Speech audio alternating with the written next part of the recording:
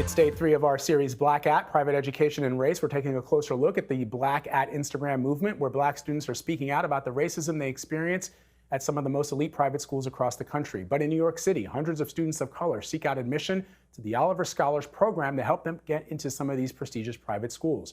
We spoke to Oliver Scholars CEO Danielle about why the program is needed for Black and brown students and what barriers they face in the education system. Give us a sense of what the program entails.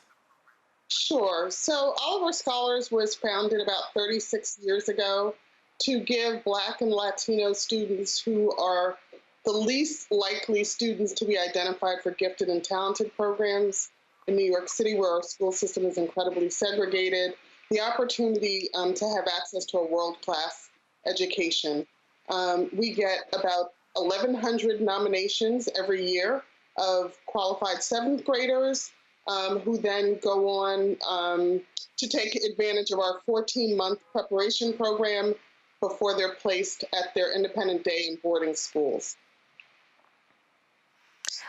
So these students that work with you, they spend several summers sort of getting prepared, but you're not just preparing them academically, you're also preparing them for the social challenges that they may face when they probably enter into an environment that is socially and culturally very different than theirs. Tell me how you do that. Sure. So we have 2 courses that we offer as part of our Saturday and Summer Institutes. One is called New Scholar Services. The other is Critical Conversations. We really encourage young people to explore issues of identity, community, to go into these schools with a strong sense of self, a strong sense of the value that comes out of their communities, because they wouldn't be qualified if something hadn't been going right in their neighborhoods, and we think that's important to kind of lift up. And then we listen to what they have to say about their experiences along the way. All of our students have someone on staff who is particularly focused on helping them to have a successful transition into independent schools. And we are increasingly leaning into our amazing alumni community. We have over 1,000 alumni over the 36 years who really come back and mentor those young people and advise them about what it means to not just survive in these school environments, but thrive as well.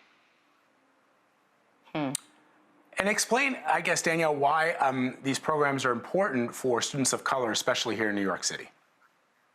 Well, so we know that the schools are incredibly segregated. We know that the most recognized specialized high schools are having increasing difficulty identifying Black and brown students to attend those institutions. But also, more generally, Black and brown students are over 50% less likely to be identified for gifted education. And many of the same students that we serve who do not gain admissions to specialized high schools here in New York City do go on to independent day and boarding schools and just knock it out of the park. So I hope that as institutions of higher ed are thinking about the role of testing as a gateway into access, that's something that our city will continue to explore as well. A lot of these Black at accounts talk about affirmative action and the way that the students are labeled as affirmative action, accepted because of affirmative action or in need of financial aid.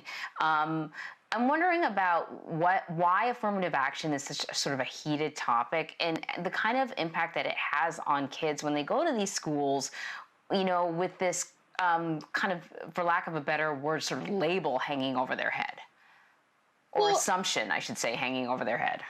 I think there's a real lack of education about what this means and why our students have access. For the most part, the schools that started with us in the very beginning 36 years ago did not reach out because of any affirmative action mandate. So that's language that I think people are picking up along the way. You can't have a world-class education if you only can go to school with people who look like you, who have the exact same experiences as you, and have been exposed to the exact same things as you. And so this organization was not founded out of a need to reach any kind of affirmative action mandate, but under the real recognition that all students thrive and benefit from attending more diverse schools. And there's actually research to back that up. At the same time, students of color are battling what are called legacy admissions. Explain what that is and why that sort of creates another barrier, I guess, for children to obtain a higher education. Yeah, so I, for one, am glad that people are starting to have conversations about legacy admissions.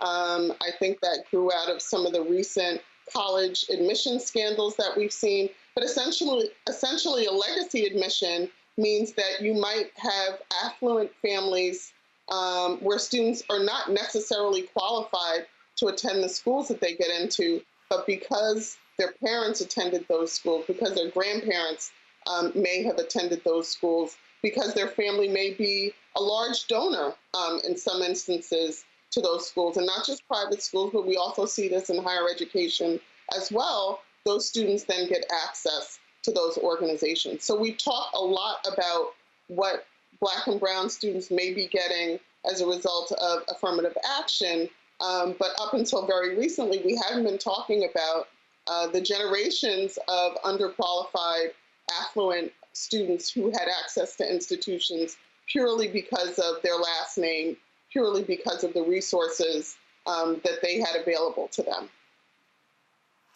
Danielle Moss, very good point. I would also like to point out, and I'm pretty sure you will underline this, that the students in your program are definitely qualified recipients. You do not get into these schools with mediocre grades. You have to be a high achiever to even be part of the conversation to get into the schools, and I'm assuming to get into your program too.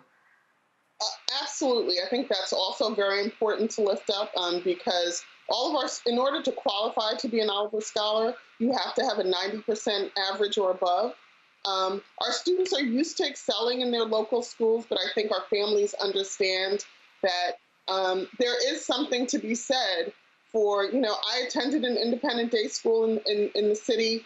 I had 7 kids in my AP English class.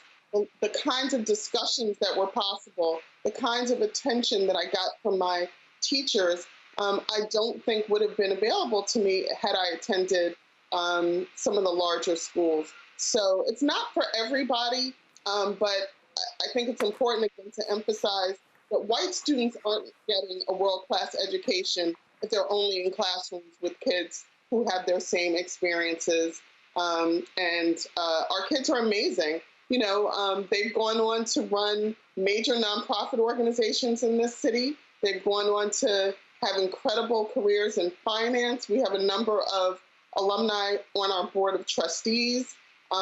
In acting, we have some folks who really just excelled. And this is a real launching pad out of poverty and into middle-class status. And so the work that we do has a generational impact. And when public school systems figure out how to really serve high potential, high achieving Black and brown students more effectively in the future, maybe there won't be a need for an Oliver Scholars. But right now, I think it's still important, even as alumni are reaching out to me to talk about the Black accounts, if I say to them, do you regret that you had access to this education? They're going to say, absolutely not.